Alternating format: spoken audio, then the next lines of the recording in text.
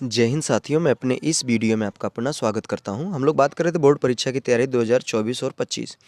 तो इसमें हम लोग प्रीवियस ईयर के जो क्वेश्चन थे उनको डिस्कस कर रहे थे।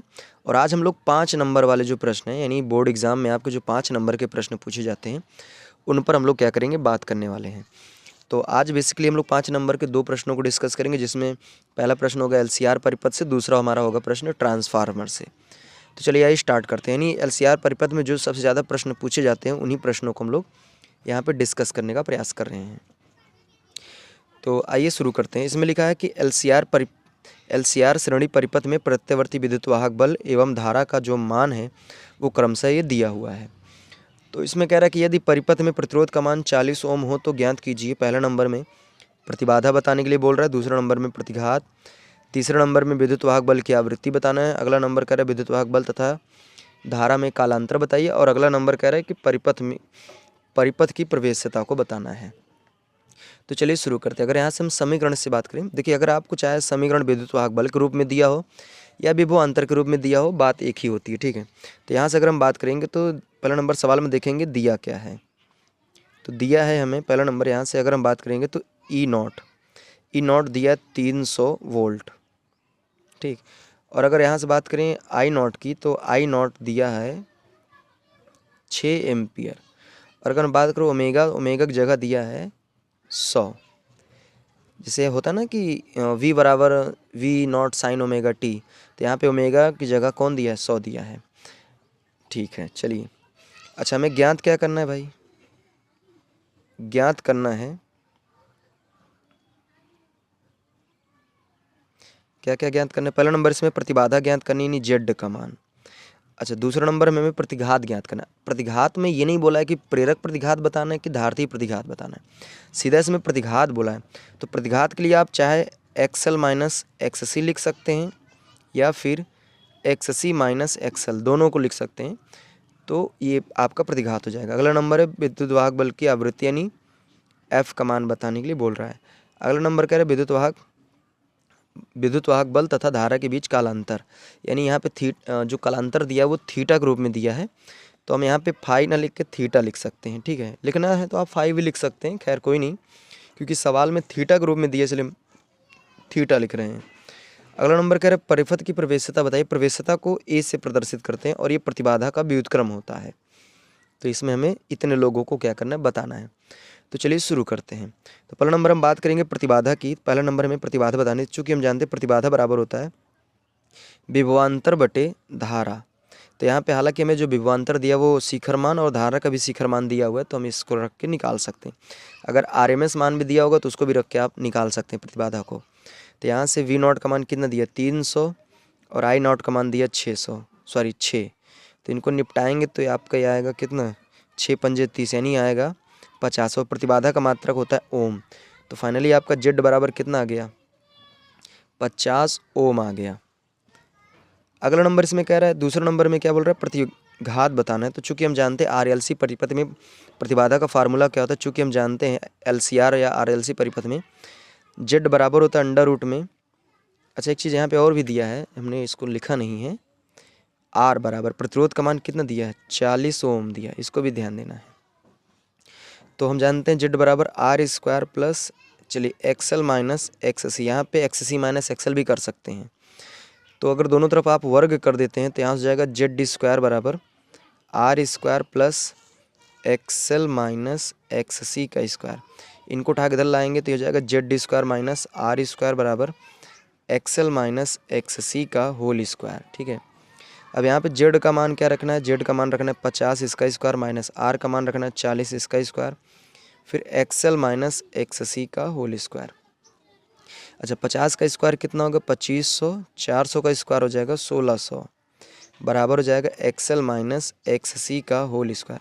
इनको घटाएंगे तो फाइनली आएगा ये 900 बराबर हो जाएगा XL माइनस XC का स्क्वायर। उसको उठा कर इधर भेजेंगे तो अंडर रूट 900 बराबर हो जाएगा XL माइनस XC। तो फाइनली ये 900 किसका वर्गमूल है, ये 30 का है। तो यहाँ से XL माइनस XC जो है वो 30 ओम आ गया। तो उम्मीद करूँगी ये भी बात आपको समझ में आई होगी। अब इसमें तीसरे नंबर में आपसे कह रहा है कि यह बताना है आवृत्ति। तो चूंकि हम जानते हैं यहाँ पे दिया भी गया, तीसरे नंबर में आवृत्ति बतानी है। तो चूंकि हम जानते हैं दिया ओमेगा बराबर 100, तो ओमेगा की जगह हम लिख सकते हैं 2πf बराबर 100। तो यहाँ से f बराबर लिखेंगे 100/2π, इनको निपटा सकते हैं। तो यहाँ आएगा 50, तो f बराबर आप लिख सकते हैं 50/π और मात्रक हो जाएगा हर्ट्स। ठीक, तो यहाँ से उम्मीद करूँगी इतनी बातें क्लियर हो गई होगी। अब अगला नंबर, चौथे नंबर में आपसे पूछ रहा है कालांतर। तो LCR परिपथ में कालांतर के बेसिकली 2 फार्मूले, तो डिपेंड करता है कि इसमें बड़ा कौन है, एक्सल बड़ा है कि XC। तो हालांकि इसमें ना तो एक्सल मालूम है ना तो XC, इनके हमें सिर्फ परिणाम ही मालूम है, तो हम किसी को भी लिख सकते हैं। तो यहाँ से हो जाएगा 10, फाई ना लिख के थीटा लिखिए क्योंकि सवाल में थीटा के रूप में दिया है। तो ये हो जाएगा XL माइनस XC/R। तो XL माइनस XC का मान कितना दिया है, ये दिया हुआ 30 और R का मान दिया हुआ 40। तो यहाँ से आप लिख सकते हैं tan थीटा बराबर 30/40, 0 0 कैंसिल हो जाएगा। तो यहाँ से आप डायरेक्टली अगर लिखना चाहें थीटा बराबर लिख सकते हैं tan इनवर्स 3/4। तो ये फाइनली आपका क्या आ गया, मान आ गया कालांतर का।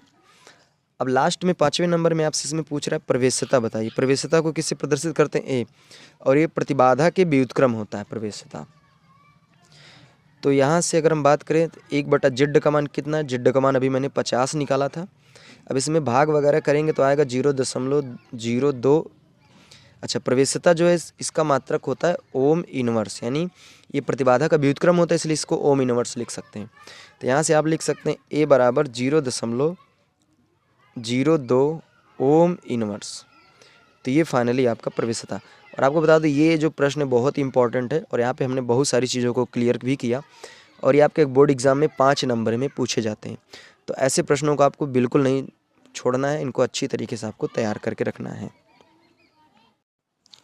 आइए अब हम लोग दूसरे प्रश्न की ओर चलते हैं, और यहाँ से हमने जो प्रश्न लिया है ट्रांसफार्मर से रिलेटेड है, और ये काफ़ी महत्वपूर्ण प्रश्न है और ये बोर्ड एग्जाम में लगभग पूछे ही जाते रहते हैं। तो चलिए शुरुआत करते हैं। दूसरा प्रश्न है ये, इसमें कह रहा है ट्रांसफार्मर के प्रणमन अनुपात से आप क्या तात्पर्य है, इसके बारे में आप बताना है आपको। और इसके बाद कह रहा है यह अपचायी ट्रांसफार्मर संचरण लाइन वोल्टता को 2200 वोल्ट से 220 वोल्ट में परिवर्तित करता है। प्राथमिक कुंडली में 5000 फेरे हैं। उसके बाद कह रहे हैं ट्रांसफार्मर की दक्षता 90% है तथा निर्गत शक्ति 8 किलोवाट है। तो गणना करना है।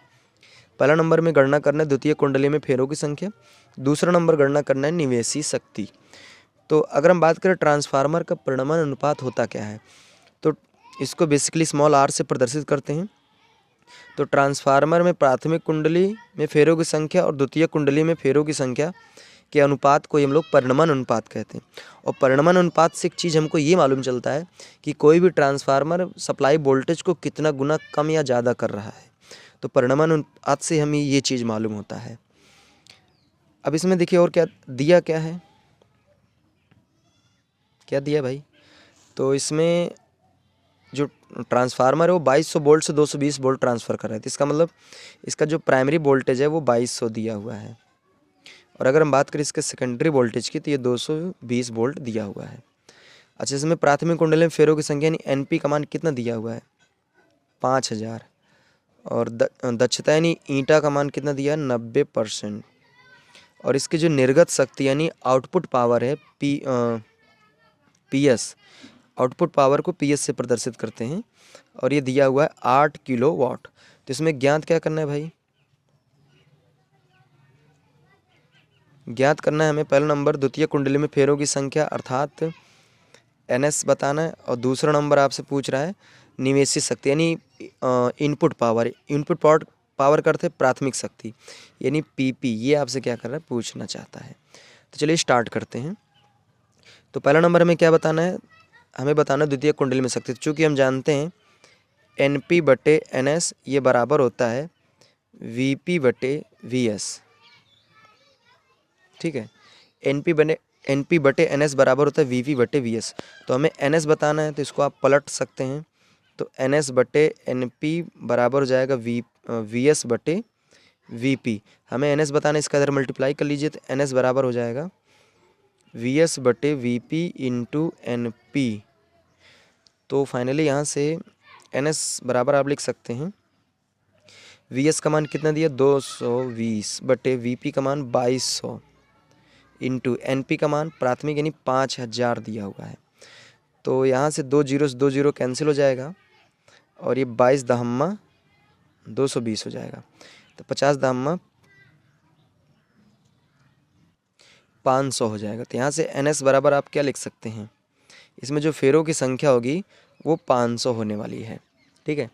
अब दूसरा नंबर आपसे क्या पूछ रहा है भाई, दूसरा नंबर पूछ रहा है इसमें प्राइमरी पावर पूछ रहा है। तो हम जानते हैं चूँकि दक्षता बराबर जो फार्मूला होता है ईटा बराबर होता है सेकेंडरी पावर बटे प्राइमरी पावर। ठीक है। तो हमें क्या पूछ रहा है, प्राइमरी पावर पूछ रहा है, तो इसको इधर भेजना है, इसको नीचे लाना है।